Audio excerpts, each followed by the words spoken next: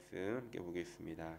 누가복음 21장 29절부터 38절 말씀입니다.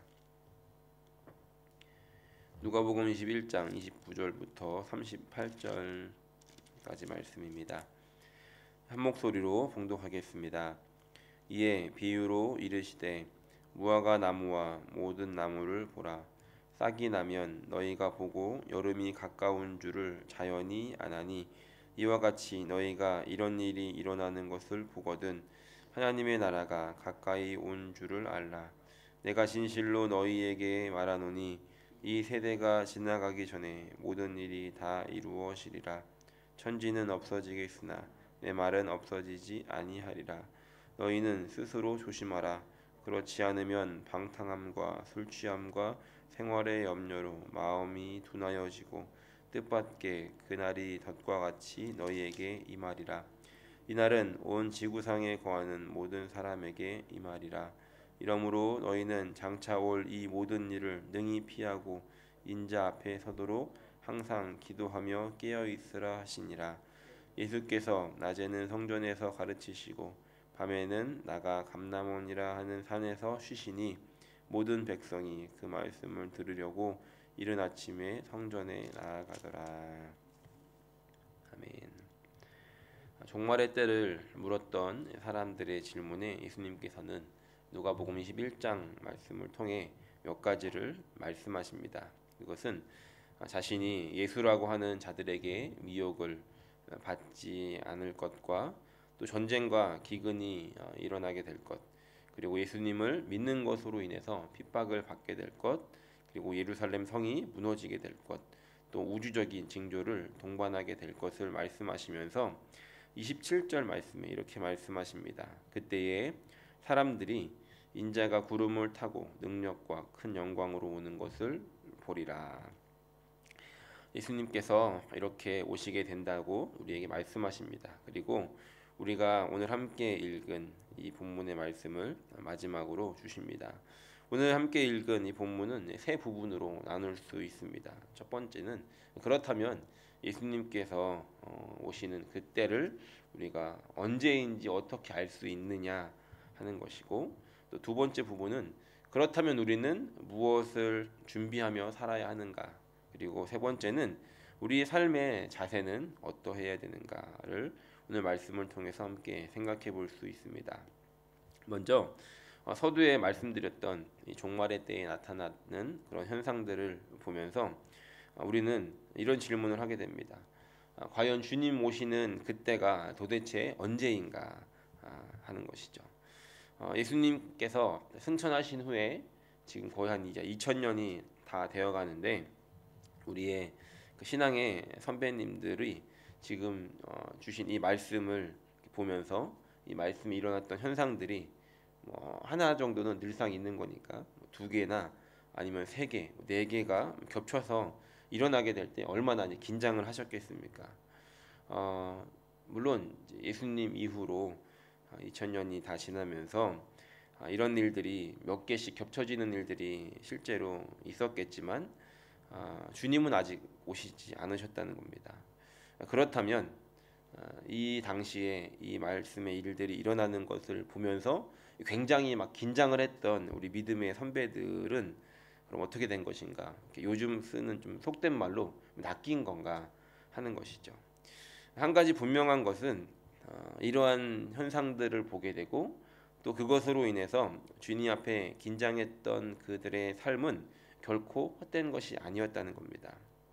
그것이 그런 긴장의 삶이 짧은 인생 속에서 주님의 오심을 기다리게 했고 또 이 나태해질 수 있는 그런 신앙생활로부터 경각심을 해주었기 때문에 결코 이것은 헛된 것이 아니다라고 말씀할 수 있을 겁니다. 그렇다면 그 과거에 살았던 우리 믿음의 조상들은 이 말씀을 그렇게 받으며 또 이렇게 살았지만 현재 오늘을 살고 있는 우리들은 이 말씀을 어떻게 생각해 보아야 하는 것입니다. 29절부터 33절을 통해서 우리는 답을 찾을 수 있는데 먼저 29절부터 31절 말씀 함께 읽어보겠습니다. 이에 비유로 이르시되 무화과 나무와 모든 나무를 보라. 싹이 나면 너희가 보고 여름이 가까운 줄을 자연히 아나니 이와 같이 너희가 이런 일이 일어나는 것을 보거든 하나님의 나라가 가까이 온 줄을 알라. 싹이 나면 나무에 싹이 나면 여름이 가까이 온 줄을 안다라고 합니다. 한국에는 봄이 오면 어떤 꽃이 피나요? 개나리가 피죠. 호주에서는 혹시 호주에서 개나리 보신 분 있으신가요? 제가 못 본 것 같아가지고 있어요. 네. 그 개나리를 이렇게 한국에 있을 때 제가 개나리를 보면서 봄이 왔구나라는 생각을 했습니다. 그러니까 개나리를 보면서 아니 이게 왜 폈지? 이렇게 생각하는 사람은 없다는 겁니다. 사람들은 그것을 보면서 이제 봄이 오는구나라는 걸 안다는 것이죠. 물론 그 세상에 관심이 없다면 꽃이 피었는지도 모르고 살아가겠지만 아주 작은 관심만 있어도 그 꽃을 보면서 이제 봄이 왔다는 걸 알 수 있다는 겁니다. 호주에는 봄이 오면 호주에도 여러 꽃이 피겠지만 자카란다라는 꽃이 핍니다. 많은 분들이 좋아하실 텐데 어느 날 그 어떤 집사님께서 이렇게 말씀을 하셨습니다. 낚시를 좋아하시는 분이셨는데 자카란다가 피면 트레발리 시즌이 시작이 된다. 그리고 자카란다가 지면 시즌이 끝난다라고 저에게 이렇게 말씀을 해주셨습니다. 그래서 그때부터는 그 전까지는 이제 자카란다를 보면서 예쁘다, 봄이 왔다라고 생각했는데 그 이후부터는 자카란다를 보면서 봄이 왔구나, 그리고 트레발리도 왔구나 이런 생각을 하게 되더라고요. 그러니까 우리가 어떤 것에 대해서 관심을 가지고 또 어떤 정보를 가지고 있다면 그 일어나는 자연의 현상 속에서 자연스럽게 그것이 연결되어지더라는 겁니다. 다시 말해서 종말의 때에 일어나게 될 이 일들에 대해서 우리가 하나님의 말씀에 관심을 가지고 있다면 그 일어나는 현상들을 보고서 자연스럽게 알 수 있다는 겁니다. 반면에 하나님의 말씀에 관심이 없다면, 그분의 나라에 관심이 없다면 세상에 이런 일들이 일어날 때 그것을 보면서 별일이 다 있네 라고만 생각하지 하나님의 때가 가까이 왔다는 것을 전혀 생각하지 못한다는 것입니다. 우리가 하나님의 말씀에 그리고 하나님께 하시는 일들에 조금이라도 관심을 가지고 있다라고 한다면, 아주 작은 정보라도 가지고 있다면 우리가 주님의 때가 가까이 왔구나라고 하는 것을 우리는 자연스럽게 깨닫게 해주실 거라는 겁니다. 어떤 분들은 이런 걱정을 하십니다. 나도 모르는 사이에 그날이 와버리면 어떡하지? 나도 모르는 사이에 주님이 갑자기 와버리면 어떡하지? 라는 걱정을 하시는 분들이 계시다면 우리가 그런 걱정을 하는 것이 아니라 오히려 내가 지금 그렇다면 하나님 말씀에 관심을 가지고 살아가고 있는가를 먼저 돌아보아야 한다는 겁니다. 33절 말씀에 이렇게 기록합니다. 천지는 없어지겠으나 내 말은 없어지지 아니하리라. 우리는 없어지지 않을, 천지가 없어져도 없어지지 않을 하나님의 말씀을 붙잡고 살아가야 한다는 것입니다. 만약에 우리의 삶이 이 말씀이 없는 그냥 이 세상의 어떤 신념과 어떤 인생 철학의 근거에서 살아간다면 인생이 끝나는 날 우리는 아무것도 우리의 삶에 남지 않을 것입니다. 하지만 우리가 이 말씀을 붙잡고 살아간다면, 그 말씀을 가지고 그 말씀대로 살아간다면 주님이 오시기 전에 우리의 종말, 우리 개인적인 종말, 우리가 죽음을 맞이하는 그 순간에 우리의 인생의 삶에는, 우리의 삶의 흔적에는 그 주님의 말씀이 우리의 삶의 흔적으로 남게 되고, 주님의 말씀을 따라서 살아갔던 그 흔적들을 가지고, 그 없어지지 않을 그 흔적들을 가지고 우리는 주님 옆에 서게 된다는 것입니다. 주님의 말씀은 없어지지 않는, 반드시 이루어지는 말씀입니다. 오늘 그 말씀을 붙잡고 그 말씀을 기억하며 살아가는 사람들에게는 이 종말의 때가 비켜가지 않을 것이고, 또 주님이 오시기 전에 우리가 종말을 맞이한다 하더라도 우리는 그 말씀을 붙잡고 살았던 그 하루하루가 주님의 나라에, 주님의 책에 기록이 되어 있어 주님 보시기에 기뻐하시는 모습으로 우리는 주님을 만나게 된다는 것입니다. 바라기는 오늘 하루 주님께서 주시는 그 말씀 붙잡고 또 주님께서 우리에게 말씀하실 때에 그 말씀을 기억하며 살아갈 수 있는 저 여러분들이 되시기를 예수님의 이름으로 간절히 축원합니다. 그렇다면 두 번째로 우리는 무엇을 준비하며, 종말의 때를 기다리면서 무엇을 준비하며 살아가야 하는가 하는 것입니다. 34절 말씀 함께 읽어보겠습니다. 너희는 스스로 조심하라. 그렇지 않으면 방탕함과 술 취함과 생활의 염려로 마음이 둔하여지고 뜻밖의 그날이 덫과 같이 너희에게 임하리라. 아멘. 스스로 조심하라라고 말씀합니다. 그럼 뭘 조심해야 될까요? 조심해야 될 게 참 많이 있겠지만 우리가 이 종말을 맞이하며 또 그날을 기다리며 우리가 조심해야 되는 것은 다른 어떤 것이 아니라 우리 삶의 말씀을 놓치고 있지는 않은지를 살펴보고 그것을 조심해야 된다는 겁니다. 뭐 이 세상을 살아가면서 뭐 차도 조심해야 되고 사람도 조심해야 되고 조심해야 될 것들이 많지만 그런 것이 우리의 인생에 우리 종말의 때에 우리를 깨어있게 하는 것이 아니라 주님의 말씀을 놓치지 않고 살아가는지를 우리는 조심히 살펴보며 살아야 한다는 것입니다. 그분이 말씀이 우리 삶의 기준이 되어야 한다는 것이죠. 주님의 말씀이 내 삶에 있다면 그리고 조심히 우리가 그것을 돌아본다면 주님의 말씀은 우리 삶의 기준이 되고 결정과 판단의 기준이 되어진다는 겁니다. 만약에 우리가 그것들을 놓친다면 그 기준을 놓친다면 우리의 삶은 오늘 말씀의 후반에 기록한 것처럼 그렇지 않으면 방탕함과 술 취함과 생활의 염려로 마음이 둔하여지게 되더라는 겁니다. 그렇게 마음이 둔하여지면 결과적으로는 뜻밖의 그날이 덫과 같이 임하게 된다는 겁니다. 점점점 그 말씀을 놓치고 살았던 그 마음은 둔하여지게 되고 그렇게 살다 보면 주님이 오시는지도 깨닫지 못한 채 정말로 뜻밖의 갑자기 느닷없이 종말을 맞이하게 될 수 있다는 겁니다. 오늘 말씀은 그것을 덫과 같이 임하리라라고 말씀합니다. 덫이라는 건 그것을 그 덫을 놓는 사람은 어디다가 놓는지 알고 놓지만 덫에 걸리는 짐승은 모르고 걸리기 때문에 덫입니다. 우리가 그것을 모르고 살아간다면 말씀을 놓치고 살아간다면 우리는 그 종말을 덫과 같이 그렇게 갑자기 맞이하게 될 수도 있다라는 겁니다. 오늘 35절 말씀에 이렇게 기록합니다. 이 날은 온 지구상에 거하는 모든 사람에게 임할 것이다. 어떤 사람에게는 이 종말의 때가 덫과 같이 그렇게 걸려지는 일들이 될 것이지만 어떤 사람에게는 이 종말의 때가 오히려 주님을 맞이하는 그런 때로 우리가 이 시간을 맞이하게 된다는 것입니다. 바라기는 저 여러분들의 삶에 이 주님의 날이 덫과 같이 임하지 않는 정말로 준비되어서 하나님을 맞이할 수 있는 예수님을 맞이할 수 있는 그런 삶이 되기를 간절히 소원합니다. 그러기 위해서 36절에 이렇게 기록합니다. 이러므로 너희는 장차 올 이 모든 일을 능히 피하고 인자 앞에 서도록 항상 기도하며 깨어 있어라. 그 일들을 우리가 덫과 같이 만나지 않기 위해서 우리가 해야 되는 것은 주님 앞에 항상 기도하며 깨어 있어라라고 말씀하십니다.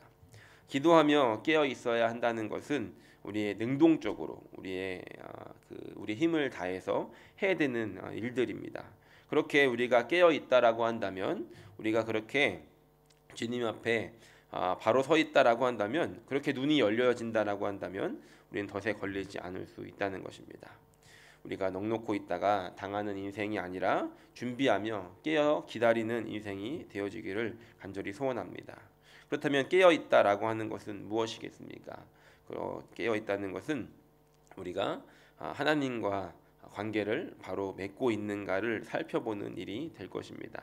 그냥 정신을 깨어 있어서 여러 가지들을 바라보는 그런 모습이 아니라 우리의 영을 깨워서 하나님과 지금 내가 잘 관계를 맺고 있는지, 내가 지금 하나님과의 관계가 괜찮은지 이것들을 살피는 것이 돼야 한다는 것입니다.